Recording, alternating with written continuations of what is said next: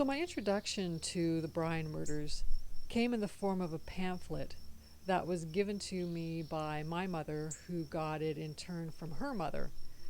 And this pamphlet was entitled Murder on the Manitoulin, and it was published in 1993 as part of a series that was put out by the Manitoulin District History and Genealogy Society.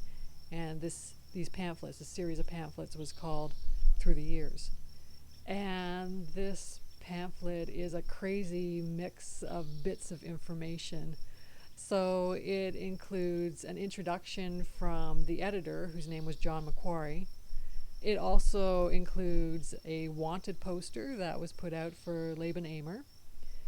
It includes as well the story of the murders that is told in these little snippets of information that George Skippon, who wrote this story, gleaned from many years of research and family lore.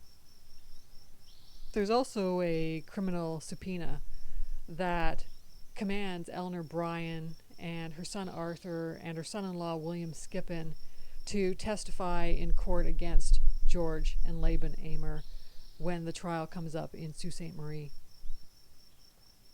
So one of the more interesting bits that appears in this pamphlet is a crime scene drawing that was presented at trial, and that drawing shows the location of the Porter homestead, which interestingly was not directly relating to the murder.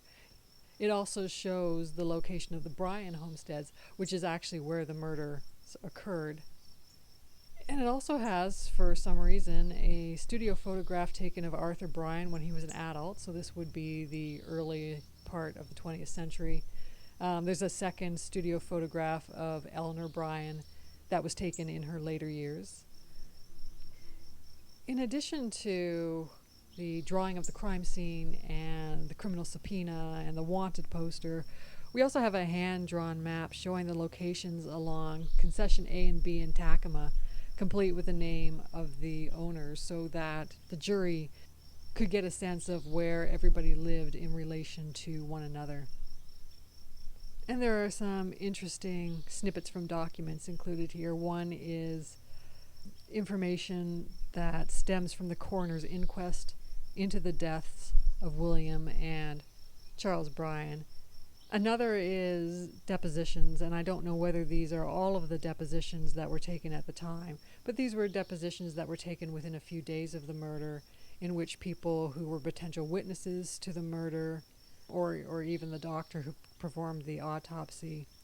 And we've got depositions here from Andrew Porter, his son, who was also named Andrew Porter, and John Porter as well, another son.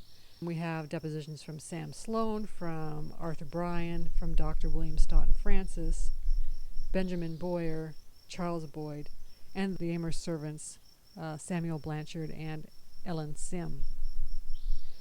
Collectively, this strange patchwork of information gives us a hazy glimpse into the 1877 murders of two members of the Bryan family by two members of the Amer family. Some of the documents reproduced in this pamphlet, I could not actually locate the originals.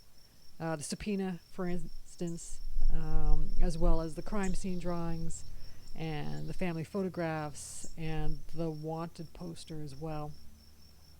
I'm assuming these are part of a private collection that is either not currently housed in a public archive or is stashed someplace that I failed to gain access to, or possibly it no longer exists. Unfortunately, that happens a lot of the time, is that people die and then their prized possessions have no value to the next generation and they throw them out.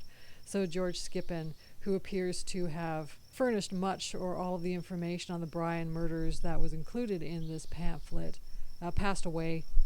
So the avenues for tracking down much of this information have dried up.